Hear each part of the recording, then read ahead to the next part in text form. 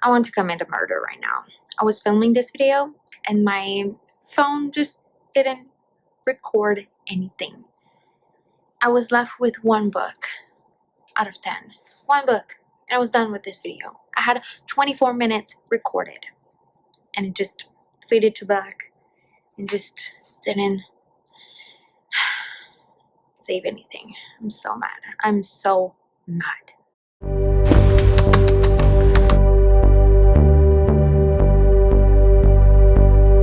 Hi everyone, welcome back to my channel. My name is Pam and today's video is going to be my top 10 best nonfiction books of 2021. So I did a top 10 best fiction books video and it's on my channel right now, so if you want to check it out, I'm gonna leave it at the eye. And I wanted to do a nonfiction one because it's the year that I've read the most nonfiction in like my entire life. And I thought it deserved like a top 10 best books list. So here it is. In 2021, I read 17 nonfiction books. What? Amazing. It's actually my third most read category, genre of 2021. So that's pretty great. I'm really happy. It was a personal goal to me to just read more nonfiction. And yeah, I decided to separate this video in like subcategories just for it to be more cohesive. Yeah, so the first category, I'm gonna go with memoirs. So actually the first nonfiction that I read this year was a memoir, and it's my favorite one that I've read, and that is Becoming by Michelle Obama. I also read Promised Land by Barack Obama, but Becoming was my favorite one. That woman is amazing and so inspiring, and everything that she says in this book was so relevant, and it was so brilliant, and I love that woman. I really do love that woman. She's amazing. I listened to the audiobook for that one, and she is the one who narrates her book. So I really did enjoy her audiobook. I love her voice. She has a really soothing, calming voice. It was amazing. She talked about like before becoming the first lady, during her reign as the first lady, and after being a first lady, and it was amazing. It was amazing. I love her. I love her so much. Yeah, I love her. I love her. I don't know what to say else. I really love her. And this book was amazing. Amazing. Had to be on the list, obviously. Next, I'm gonna go for the historical sad category. Yeah, there's only one book, and that is Night by Elie Wiesel. This is a nonfiction book, of course, nonfiction, about Eli. We're following Eli when he's taken as a teenager with his family to Auschwitz concentration camp, and how basically we're following him losing his innocence as a child, losing family members, losing his identity also, and it was absolutely heartbreaking, but it was so beautifully written. Elie Wiesel has a way with words. It was beautiful, really beautiful, so it had to be on the list, you know. I also want to read Dawn and Day, which are the second and the third book in this series, but I need a break because I'm gonna cry so hard like I did for this one. But this was beautiful. Next is the self-help, life-changing category, and the book in that category is The Life-Changing Magic of Tidying Up by Marie Kondo. This is on the list because she changed my life. I am currently in my phase of decluttering my house, and she made me realize that I don't need all this stuff that I do own and that I do have in my house. Like I don't need all of this, and I want to thank her. Like, thank you, Marie Kondo. You changed my life. This was so helpful. This was just like the thing that I needed to actually do it and declutter and just get rid of things that I don't need. So I'm kind of a hoarder, so this was perfect. I'm really, really glad I read it this year. Yeah, loved it. Next is the true crime category, and in that one I have like 2 books, but they're like the same, if that makes any sense. Basically, they are Garder l'œil ouvert by Victoria Charlton. So Victoria Charlton, if you don't know, even though I talk about her like so much on this channel already, she's a French Canadian YouTuber talking about true crime, and she's my favorite. I love her so much. And she wrote 2 books. So she wrote the first one, which is about like really weird, mysterious missing cases, and the second one is about criminal affairs that were never resolved. And I really, really enjoy both books.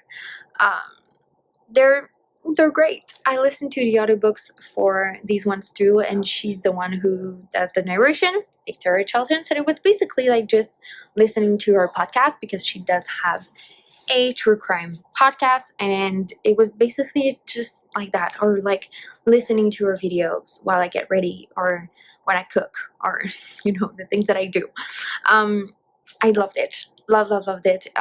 Everything she's gonna write, I'm gonna buy, because she's good. She's good at what she's doing, and these ones were really great. There's like 15 cases in each book, and it was great. It's really like a mix of cases from Canada, the United States, Europe. So yeah, I loved it. I love those. They're so good. If you do read it in French, like, get them. They're amazing. Next is the anti-racism category. So the first one that I want to talk about is The Skin We're In by Desmond Cole.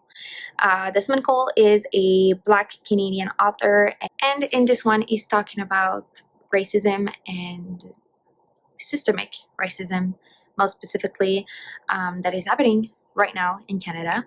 So it's not like, yes, there's like some parts that are talking about the history of Canada and racism, but it's mostly like what is going on today. And this book was amazing. Desmond Cole has a way with words.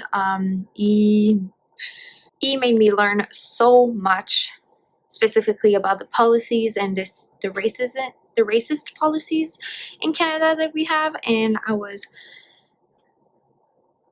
mad, to say the least. I'm still mad. This book was amazing. I really want to reread it in 2022. Right now I don't have my copy because I lent it to one of my best friends. I'm really, really excited for her to be done with it so we can talk about it. But yeah, that book was really eye-opening, and I think every Canadian should read it.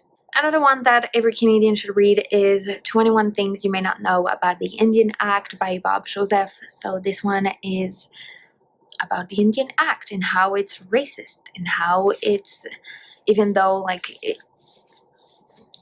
it's not there anymore, it's still there, and it's still doing harm, and it's still impacting Indigenous people's life. It made me realize a lot of stuff, made me learn also a lot of stuff about the Indian Act. Like, as long as I can remember, I always known there was an Indian Act, but I didn't really know what it was, basically. And it's absolutely disgusting. Really, really, really disgusting. So this book, every Canadian should read it, especially like, and we're also with The Skin We're In, especially for those who don't believe in systemic racism. Like, those 2 books proves it to you that it does exist in Canada. Yeah, and we have to do better, people, white people. We have to do better. Next is Why I'm No Longer Talking to White People About Race by Rainey Ito Lodge. This one is written by a Black British woman, and I think for this one also every Canadian should read it, because England and Canada has a really close history, because Canada was a Great Britain colony before, And so a lot of the things that were policies back then were policies here too back then. This made me mad about white people. I'm not proud to be white. I'm not proud to be associated with white people in general. Rennie Edelage has a way with words. She is straight to the point. She has good examples to prove her point, basically. She's just really good at writing, and this book was amazing. I recommend it to everyone, especially Canadians and British people. Yeah, this is important. That's why it's on the list. Finally, the last category is feminism. So the first one I'm gonna pair with another one. So there's like two, but it's basically We Should All Be Feminists by Chimamanda Ngozi Adichie, and also by the same author. I want to talk about Dear Idwale, or A Feminist Manifesto in 15 Suggestions. And basically those two books, they're really short, tiny little books, and they are so relevant and they're so true. And Chimamanda is just talking about how we should all be feminist because it will impact everyone, and feminism is not a way to emasculate men. That's not the point here, okay? It's to be equal and to be all safe and to be all thriving in this society. And it's not doing that right now, okay? Even though it's not as worse as it was, we still have so much work to do. So this one is amazing. I think I read it 3 times. This year was my 3rd time. It was a reread. We Should All Be Feminists also was a reread. Read it 3 times. Watched the TED Talk 2-3 times also.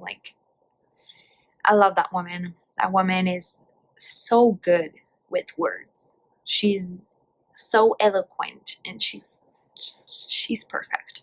Love her so much. So I had to put her books here, on this list. I had to. Next is Bad Feminist by Roxane Gay. Roxane Gay is amazing with words again. She's so straight to the point. She will never have to repeat herself. You get her point the first time you read it. I listened to the audiobook that I really want to reread it physically, because I want to tab the shit out of this book. I have one tab here. I just want to read to you a little piece, okay? So basically it's in the chapter How to Be Friends with Another Woman. The first suggestion, and it's what I try to prone in life: abandon the cultural myth that all female friendships must be bitchy, toxic, or competitive. This myth is like heels and purses. Pretty, but designed to slow women down. Yes, there's so many other suggestions that are yeah, so true. But this one, the first one, is what I'm trying to do and to teach everyone in my life to do. As women, we should stick together. We should uplift each other. We should protect each other. We should not put down each other. This is not the way. This is not the way. We are put down every day by men. Can we just, with each other, be uplifting and protecting and caring and loving? Can we just do that? For me, it's common sense, but I know it's not for everyone, because a lot of women, which is really sad, will see other women as competition, not as allies. My greatest joy in life is to uplift women and to tell them they're beautiful. I love doing that. So I'm gonna continue, and yeah, I'm gonna put this book in every woman's throat so they can understand what we have to do to thrive and to just live our best life, basically. Love that book.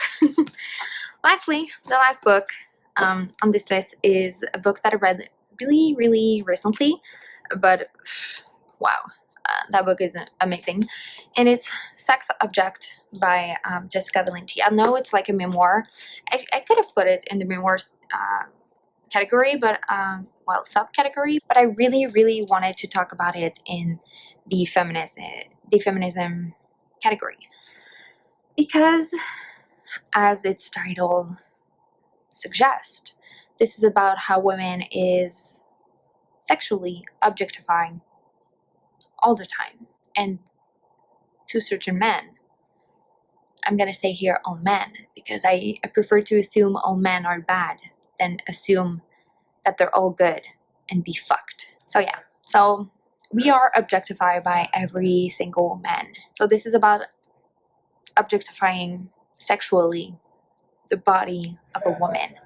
And it's her personal experience that she's talking about this, but every woman can relate to this book. Every woman. Okay? And so I think this book is really important for every woman to read, especially young women in their early 20s. That's when we're most fragile, and that's when we're gonna forge our personality. And I personally was always, and as long as I can remember, always will call out men on their sexist and disgusting behavior. I always did that. Okay, that's part of who I am. But I have so many friends who told me that they were catcalled in the street and said nothing and did nothing. That's not my brand. Okay, that's not my brand. I will gladly flip a finger. I will gladly tell you to fuck off and that you're disgusting. But that's part of me. That's who I am, and I have a hard time sometimes understanding how women cannot be like me and call out sexist, misogynistic behavior, sexist behavior, just disgusting behavior. I have a hard time understanding that they are not like me, so I'm gonna try to be gentler and to just, tell them that it's really important to do it. You have to stick up for yourself. Don't put yourself in dangerous position. That's not what I'm doing, and that's not what I'm saying here. Just be careful all the time, because men are wild animals. But stick up for yourself, girl. Okay, please. This book, I relate to that book so much. I loved it. Really loved it. So it had to be on this list. So this is it, guys. This is my top 10 best nonfiction books of 2021. I'm really excited for the new year, 2022, to read even more nonfictions and to learn even more on multiple subjects. And yeah, I just love nonfiction. Please read those suggestions. They're amazing, okay? And I hope you enjoyed this video, and I'll see you in the next one. Bye!